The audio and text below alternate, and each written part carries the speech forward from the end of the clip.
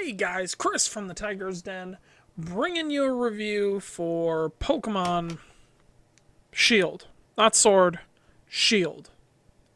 Because Shield's better.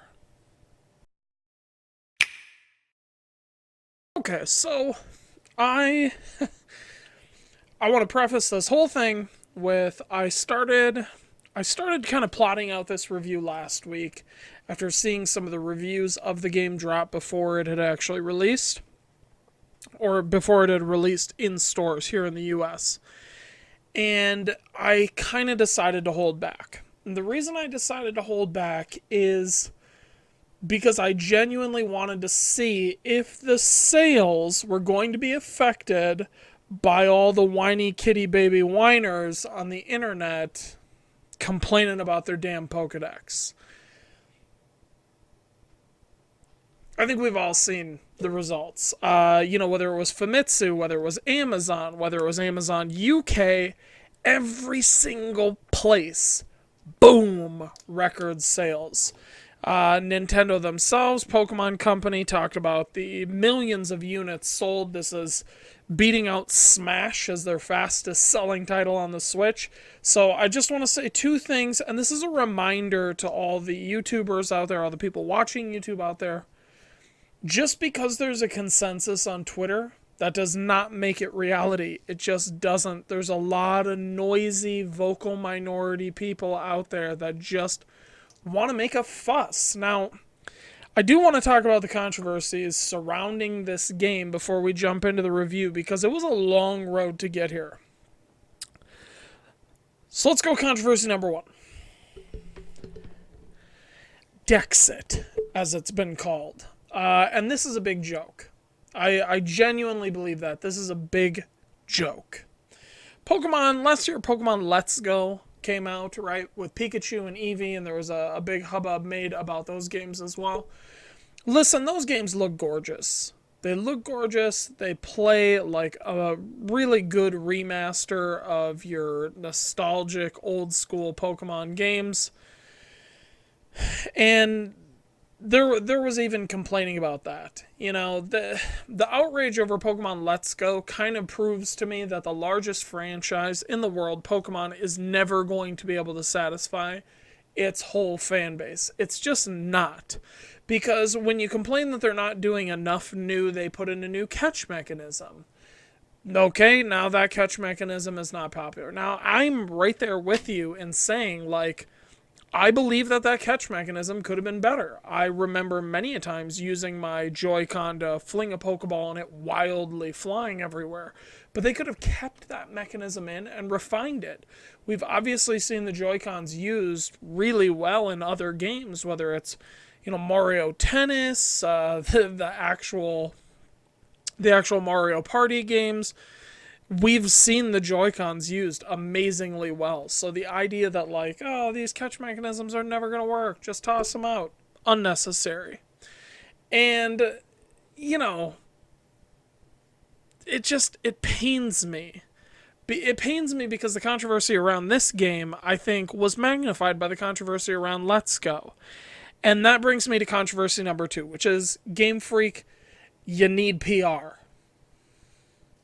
So, in case you haven't been watching Game Freak over the last year or so, the bumbles on PR since Let's Go have been phenomenal. Let's Go came out and they had those specific statements about how hardcore Pokemon fans would be happy in the next year.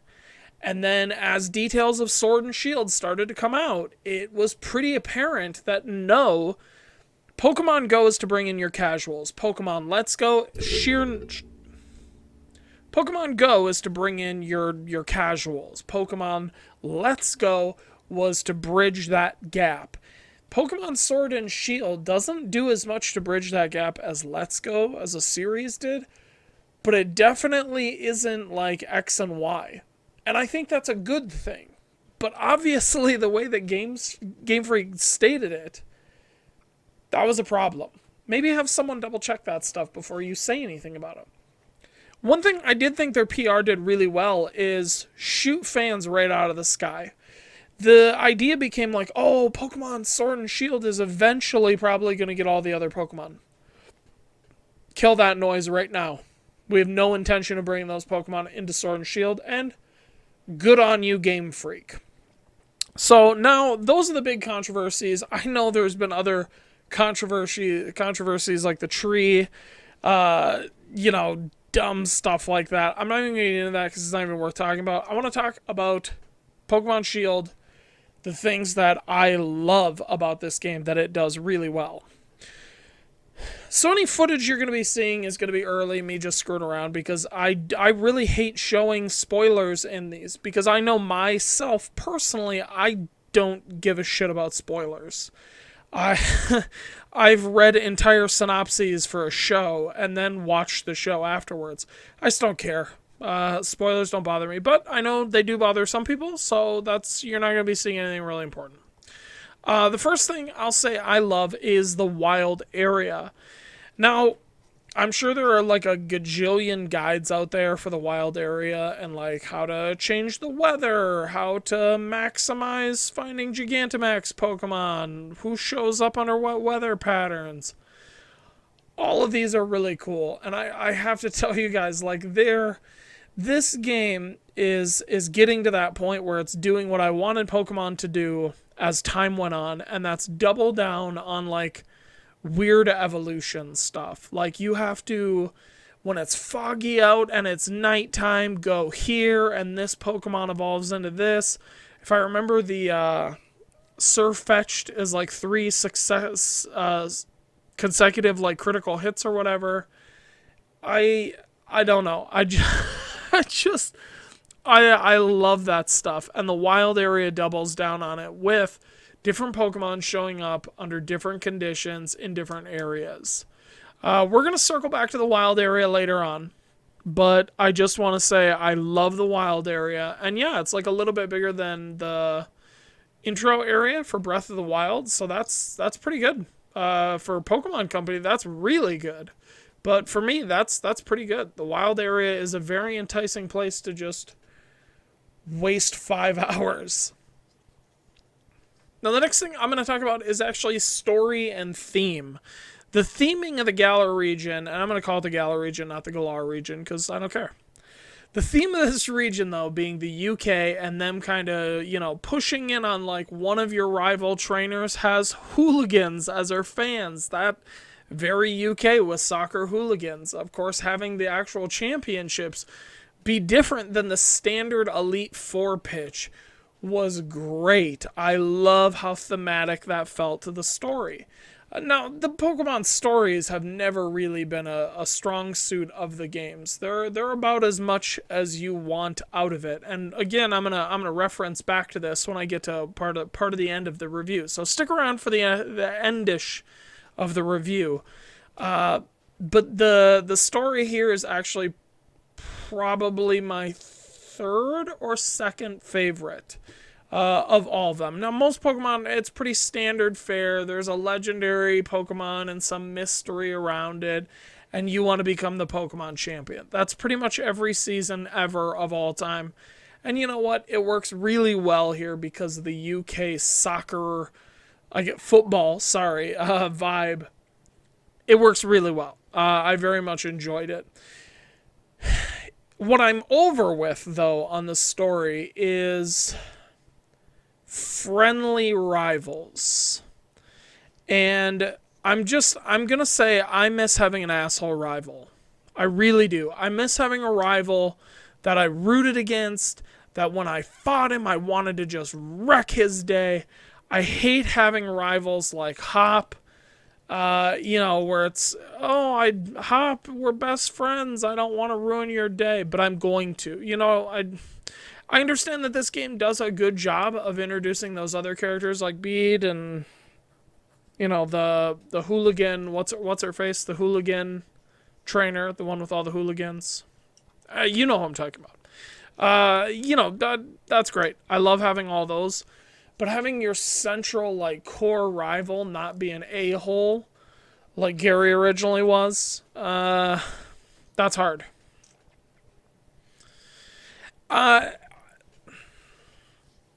And let's talk about the new Pokemon, because there are a bunch that I really, really dug. Now, someone said in the code that my homeboys Litten and Bulbasaur were going to be in the game, so I took Sobble. I have not found or seen them, and it doesn't seem like they're in the game to start. Now, does that mean that Pokemon could run an event at some point in time and toss them in? Sure. Am I sad that, Mudkip, Bulbasaur, Litten are not in the game yet? For some god-awful reason, Charmander is, because he's in every GD Pokemon game. I mean, I'm not in tears about it, and I want you to understand that. So when people are crying about the Pokedex, and they're like, oh my god, my best friend died and he gave me his Gyarados, and I wanted to carry his Gyarados through every Pokemon guy, I just want to say, grow up. Like, genuinely. We've all lost people, man, and I just, the idea, these Pokedex arguments get me genuinely livid. And my 3 favorite Pokemon are not in the game at all. I'm okay. I'm okay. There are a ton of others that I loved here, like Yamper Evolved. I love Yamper Evolved, and I am a cat person, so I really like the new Meowth for this area. It cracks me up every time I see it. I really like I really do. I do like, so I like the whole Corviknight tree, but I really like its first evolution that you find as like the basic bird. I love that Butterfree's in the game. My boy Butterfree back in action. The new Frost Moth is just a slam dunk of a Pokemon. There are a lot of really great Pokemon in this game. And yeah, there are some goofy ones like Mr. Mime and this weird penguin with an ice block on his head. I get the complaints for those, but, we're going to survive.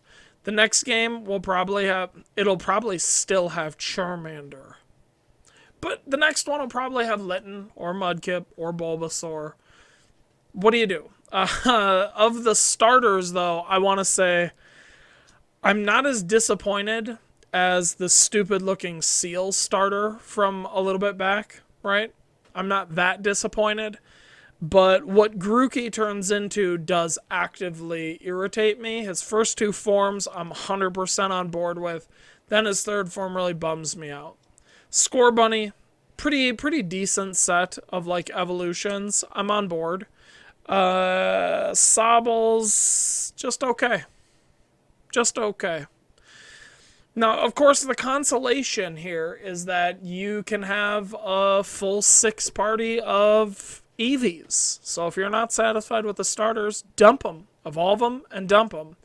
And then get yourself some Eevees.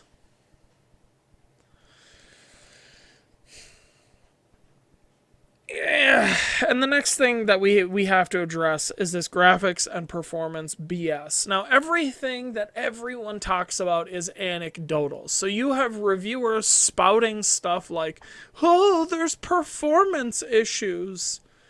Anecdotal. I have a hard time when people talk about performance issues in a game when it's not like super widespread. When I say it's not super widespread, I'm sure there is a Reddit thread somewhere of 100 people complaining about it. Now, I personally, playing through the wild area, playing through the game, Dynamaxing, doing the raids, I've not had any. I've not had any graphical issues. I've not had any crashes. I've not had any stuttering. So based on my anecdotal evidence and the people I talk to, should I be claiming that the game runs perfectly? That it's graphically amazing and has no issues? No. Because it's anecdotal evidence, which is the same reason they shouldn't be doing the opposite. So what I will say is the graphics are fine. They're not anything mind-blowing. They're really not. But I'll be honest, I've not found any of the games other than Luigi's Mansion 3 on the Switch. I'm looking. Just going over a couple of Super Mario Odyssey. Okay graphics to me. Mario Kart, pretty good graphics. Mostly the performance in that blows my mind. Mario Party, obviously, like the aesthetics and stuff, the graphics are okay. I'm gonna kind of poop on everyone's holy grail here. I don't think Breath of the Wild is some like mind blowing graphical thing at all. I think the art style is gorgeous, but I'll also say that I love the simplicity of Pokemon's design. I love the way the characters look here. I love the way the Pokemon look here. In fact, I loved them the way they looked in Let's Go. I was one of the people adamantly defending Link's Awakening when they released it with that art style, and I defend to the death from day one Wind Waker. So, our art style's all subjective, and I'll say I love the art style here, and I think they did a great job with it. Now, where do I think that Game Freak could have, should have, and likely will improve? Animations. When I select a move with my Pokemon, some of the moves look really great, and I think we can all agree on that. Some of the moves, the particles and the effects and the feel of it, it's great. And then some of them is like my Pokemon model just does a little shimmy and then you take damage. Now, I'm not going to say that's lazy. I'm going to say they're under the gun. So I'm not going to blame Game Freak for that. I'm going to blame the Pokemon Company as a whole and probably Nintendo. They rely on the schedule for these games, and when they do stuff like that, it's kind of like Assassin's Creed. When you tell everyone, like, yeah, we're going to have Assassin's Creed every year, people are going to look at that schedule, and they're going to be waiting for the next Assassin's Creed. So there is no, like, oh, we need 4 more months to do this. And Pokemon, of course, being the largest franchise, being tied into trading card games, merchandise, the anime. It's a lot. You can't delay a game like that. So, yeah, I think it will get better. Like, the next game on this generation will probably get really good. But the thing of it is people were saying, they're lazy and they split their team. Little Town Hero, while I find to be a very entertaining game for a little bit, I don't think that's distracting anyone from this. And, there's a reason that they didn't want to move to a home household console. They wanted to stay portably. As much as Nintendo pushes, oh, the Switch is really like a portable, but it's also household. Most people are playing at household. Yeah, a lot of people take it on the go, but most people are playing at household. I guarantee it. And then the last thing that I want to talk about is kind of what wraps all this up. When I feel like, so this is going to preface most of the games that I talk about and review, which is something that Ben and I ask. I've talked about this multiple times on the channel here. We design board games, and something that we ask in the design process is, what is the game? And when you're talking about, like, what's the game, what are you selling people on? What's the hook? And everything in the game is essentially just to service that hook. And the hook for Pokemon has been the same since, like, the late 90s when I started playing it, which is there's a ton of goofy, cute, exciting monsters to catch and use to battle. That's it. That's the whole hook. They've never sold a Pokemon game saying this is one of the most groundbreaking role-playing game stories of all time. They've never sold a Pokemon game saying this is a graphical masterpiece, true engineering for modern-day console gaming. They've never said stuff like that. So the hook for me has always been about the gameplay loop of catching Pokemon, battling with those Pokemon, how does it look, and how does it feel? I'm going to tell you that there's something still to this day as a 30-plus-year-old adult that is satisfying about the gameplay loop of catching, of battling. I don't know what it is, but I love it. And it does actually lead me back into that Final Fantasy argument of, is turn-based still a popular thing? I think it is in context. And so when I look at a game like Pokemon Sword and Shield, I'm going to just lump them in together for a second because they're the same game. I'm going to say a few negatives, a few positives, and then wrap this up. Few negatives. One, Controversy here is not avoidable. I know people think it's avoidable, but what Game Freak would do to satiate the irrational tastes of one part of the fan base would enrage the other because they're sacrificing rationale for irrationality. So there's never going to be a point, I think, from here on out. Really, Let's Go was the splitting point, the move to a household console, where the fan base was inevitably going to be divided. And I think that's okay, because controversy breeds views, and obviously, let's just throw that in there. This is the most expensive Pokemon title ever. It is the highest selling Pokemon title ever. I say that because of the dual pack, obviously, that was sold together, and Let's Go did not have one of those. So this is the biggest title ever for Pokemon in terms of sales. And you know what? It was the biggest title in the first, 3 days that the Switch has had. So that means that this game in the first couple of days, despite all the controversy, still beat out Mario, a franchise that's how old, how well established, a legacy. It still beat out Zelda, Breath of the Wild, which was selling on, it was selling on 2 consoles. But I don't think you can really be like, well, those Wii U sales really affected the Switch. So I do think that there's not a way to improve on the outrage that people are going to have or the controversy. But there is a way to insulate themselves from it. And what I mean by that is, next time you come to bat, you need to come with a hook that's not the same. Now, I like Dynamaxing. I think Dynamaxing and Gigantamaxing in terms of the story and the theme, I dig it. I think Gigantamaxing and Dynamaxing, though, when compared to like Mega Evolutions and Z moves, okay. Jim Sterling called this the Dynasty Warriors for Nintendo, and I'm gonna tip my hat to him and agree. They tried that open world stuff with Dynasty Warriors 9, and it blew up in their face.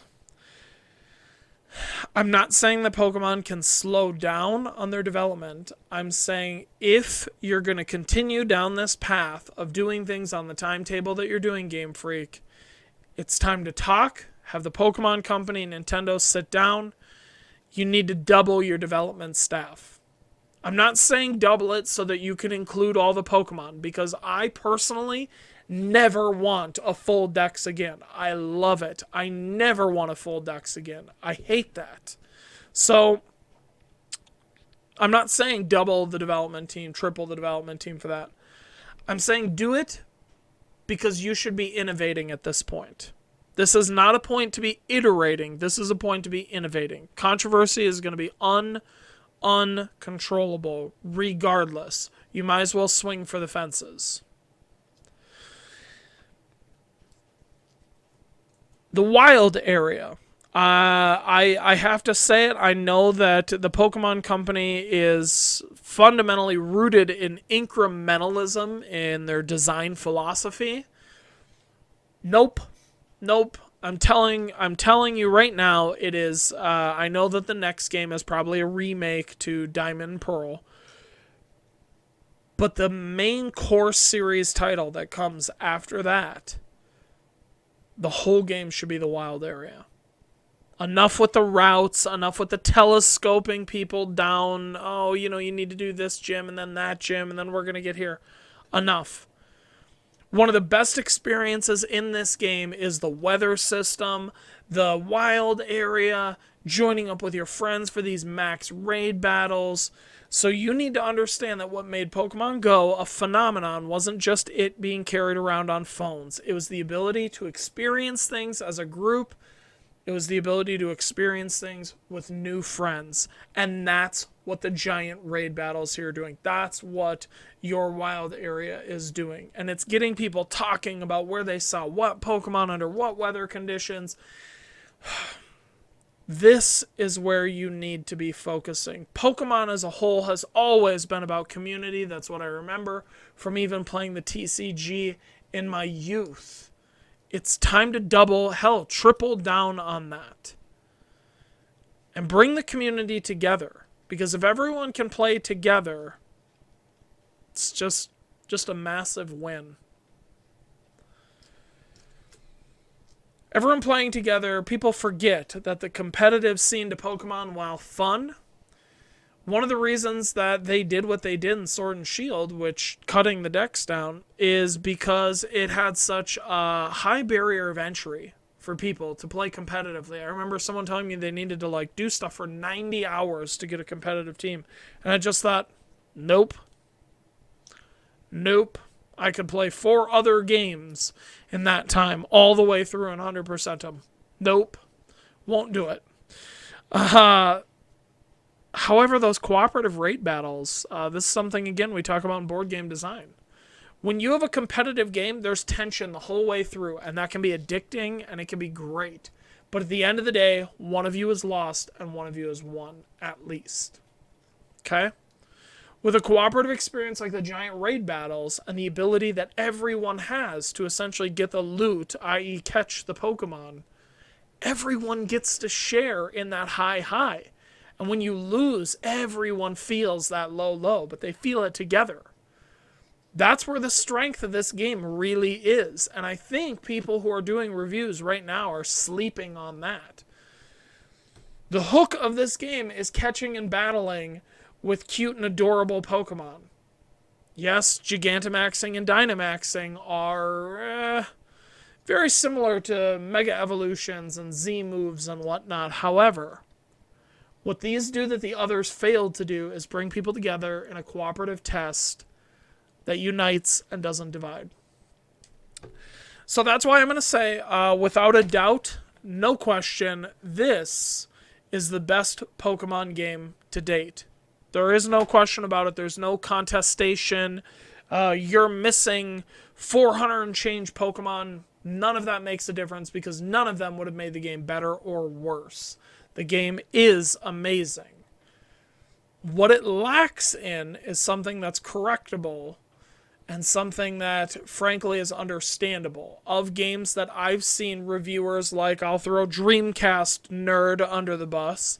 Dreamcast guy rates some garbage games pretty high and then took a dump all over this because, hey, clickbait. Pandering. So I'm not pandering to any part of the Pokemon fan base that wants to trash the game. I'm just being honest and saying, if you're real with yourselves, again, the best part of Pokemon has always been the community. The community is not the 800 total Pokedex or 900 or whatever.